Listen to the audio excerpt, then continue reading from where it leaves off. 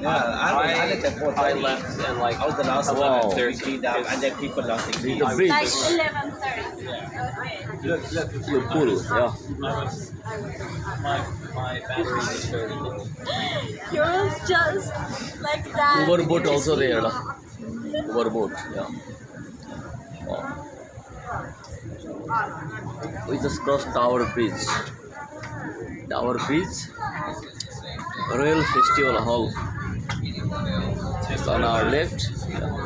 Wow. It's the Thames River. Thames River. St. Paul's right there. Behind that bridge.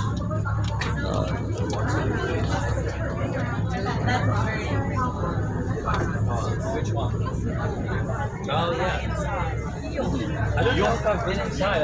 It's I need to go around. We are boating on the Thames River. Yeah, it's nice. So you can go inside. You don't need to go and pay. Yeah, but you don't. You're paying part just to see the upstairs and everything. Yeah. Oh.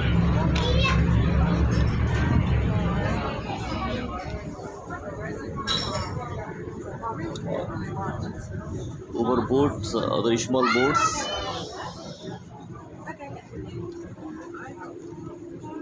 Tower clock inside, I think.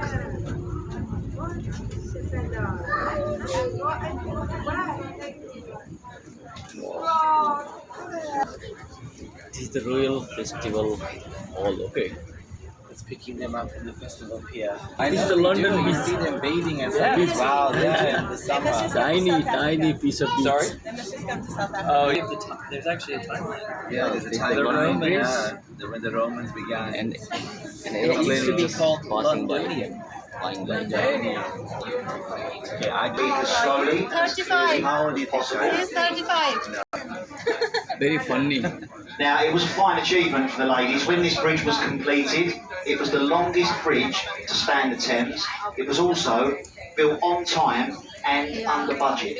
Under the bridge, ladies bridge. On time and under budget. Next to their credit. As we pass beneath the So bridge, true, all right? this area to our right, this is a place called the South Bank, and it's pretty much arts and entertainment. You'll see the large concrete construction with the big illuminated billboard.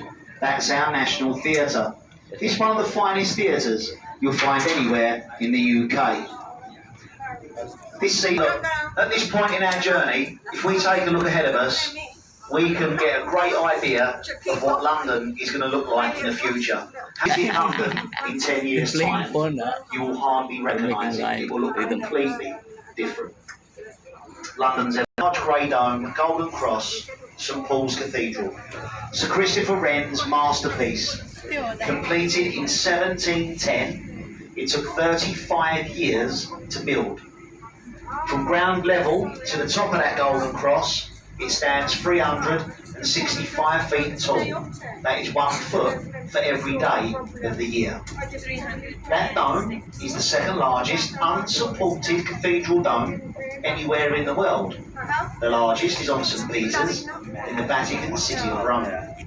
Now, lots of famous people are buried in the crypt of St Paul's, including the Iron Duke, the Duke of Wellington. Alexander Fleming, he discovered penicillin. Lord Nelson, he's buried in there. And of course the architect himself, Sir Christopher Wren. You get another view of that, of course, as we pass beneath these bridges. These bridges are the Blackfriars group of bridges. The area immediately to our left is actually Blackfriars.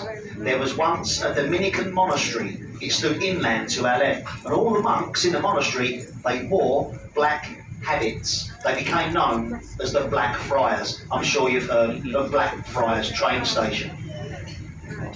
But as we go beneath these bridges, for a moment, we're going to take our attention over to our right. And here to our right is an area called Bankside. And this is an up-and-coming area with tourism here in London over the last 10 years. That large any money at all to have a look around, which probably says quite a lot about the exhibits they're showing inside. If you really want to see unmade beds, see for yourselves, thousands of people visit here every single day. It's completely rejuvenated the entire area. But of course, it wasn't always like this. Bankside was once the red light district of London. Here to our right, it was notorious for bear baiting pits, cockfighting pits, changing room before performing in the Globe Theatre, which stood very close by. Just behind that, good standard food, lovely beer. It's a nice place to spend 6 or 2 or 3 hours. Yeah. I used to go to the anchor a lot. Yeah, this is one of the oldest places of worship in this part of England.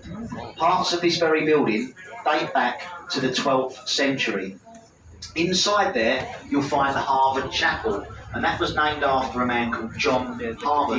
He was born and baptised here. In 30 English pounds, you can go up in a lift. It will take you to the 77th floor, and when you get up there, they let you look out of a window. 2 restaurants and a bar up there. Garden, okay. And the best part about all of that is to go up there and have a look. It's completely free. You don't pay any money at all. So with that £30 you just saved from not going up the Shard, you can buy yourself half to explore.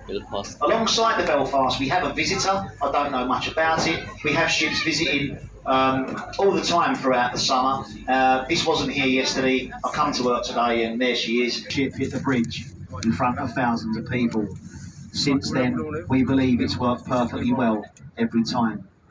Now folks, once you've finished taking your photographs, please return to your seats. That means everybody can see, including me. At least I can see one crashing.